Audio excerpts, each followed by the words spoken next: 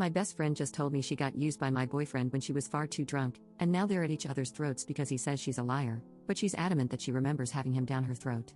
Posted by you/thrower a marzipan. I, 31F, have been best friends with Becca, 32F, since 2010.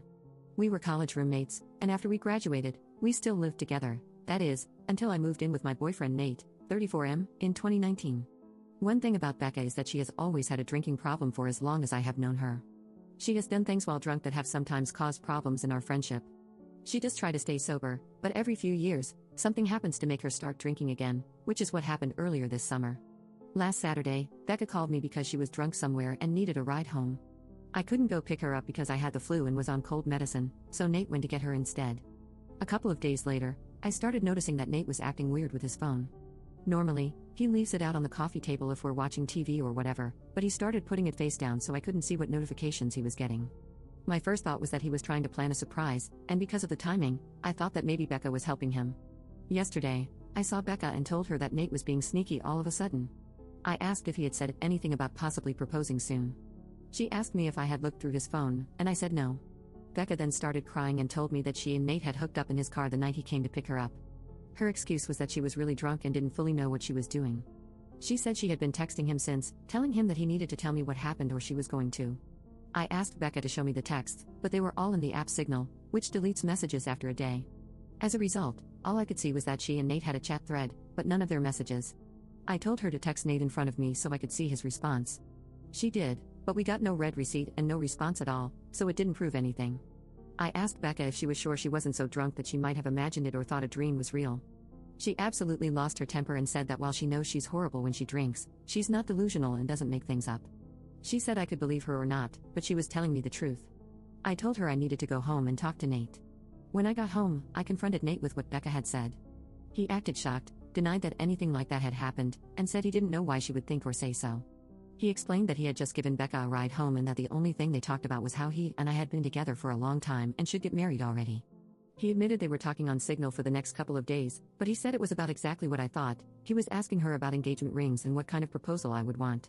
Nate replied to Becca's message from before, asking her if she made up a story about them hooking up to avoid ruining the surprise about his proposal. She texted him back, saying there was no proposal and to stop playing dumb. Nate then called her, pretending I wasn't in the room, and told her she needed to stop whatever she was trying to do because we were on the verge of breaking up, and he'd rather just have the surprise be ruined. Becca kept telling Nate to stop lying until he got angry and hung up on her. I really didn't know what to think, and I still don't. Right now, Nate is really upset and not talking to me much. He says it's bad enough that Becca acted insane and ruined his plan to propose, but it's even worse that I believed her lies even a little and would think that he would ever cheat on me. Becca texted me saying she was sorry, but otherwise, I haven't talked to her either. I don't want to think that Nate would cheat on me or that he'd take advantage of Becca if she was that drunk, but I feel like I can't be 100% sure. I've known Becca for 13 years, and I can't believe that she'd lie to me about something this important. I know she has a drinking problem, so I can believe that she'd sleep with my boyfriend if she was drunk out of her head. She's done some pretty awful things in the past when she's been drunk. I don't want to wrongly accuse Nate of something he didn't do, but I don't want to be an idiot either. Update 2 days later. On Thursday night, after I got everyone's advice, I told Nate that I had found a way to recover deleted messages from Signal. He immediately took out his phone, opened the app, and asked me to show him how to do it. This made me think he was telling the truth because he didn't panic or hesitate at all. This was reassuring, especially since, when I tried to download Signal on my old phone, it turned out to be too old to support the current version of the app, so it wouldn't work. Nate then asked me if we were going to have to buy a new phone for me to believe that he was telling the truth, and he said he was willing to do it if that's what it would take. I told Nate it wasn't that I didn't believe him, I just wanted some proof because I couldn't understand why Becca would lie about it. Nate said she would lie because she's a freaking crazy drunk BTCH and there's no way for a non-crazy person to understand why she would do anything. He added that once the messages prove his innocence, he never wanted me to talk to her again. Then he told me to get up because if we were going to the Verizon store, we had to get there before it closed. By then, I completely believed Nate anyway, so I told him we didn't have to go anywhere or get a new phone. I said that I believed him and knew he didn't cheat on me and that he would never do that. Nate said he hoped I knew that and didn't understand why I didn't take his word for it in the first place. I started trying to explain why I didn't want to immediately dismiss what Becca had said, but Nate said he really couldn't listen to that right now. I said that was fair and agreed to cut Becca off, but first I wanted to try to get her to admit that nothing happened. Nate said fine, but to call her with my phone on speaker because he thought he also deserved to hear her admit she was lying. So, I called Becca and told her the same thing I had told Nate, that I figured out how to recover deleted messages on Signal. She asked why I would need to do that, And that was when I knew for sure that she was definitely making it up and not just confused somehow. I said it was because I wanted to have proof of what she and Nate talked about. Becca asked if I had seen their messages, so I lied and said yes. After that, Becca went silent until I finally asked her if she was going to say anything. Then she asked if that meant we were engaged now. So then I really just lost it on her and screamed, asking if she was serious, what was wrong with her, and how that could possibly be all she had to say.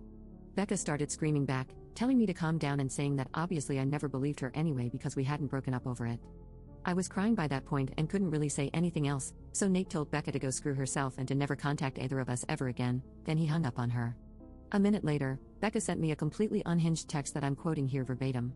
"Courtney, you are supposed to be my friend for life. You are supposed to be there for me. You are supposed to be my person. But then you meet Nate, and now you only care about Nate. Everything is about Nate. Tell me why Nate comes to pick me up when I call you. I called you, not your precious effing Nate. I only want you to see how effed up this is, but do you?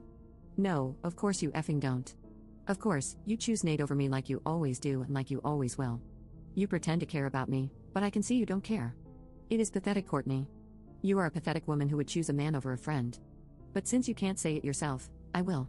Since you have to have your sweet perfect little baby Nate do it for you, I will. Goodbye, Courtney. Is that what you want? Goodbye forever, I hope you effing got what you effing want." There were 3 dots showing she was still typing more, but I blocked her before she could send it. I don't care about anything else she has to say. I'm sure it's all just going to be more BS about why this is my fault or justifications about why what she did wasn't that bad and I should forgive her.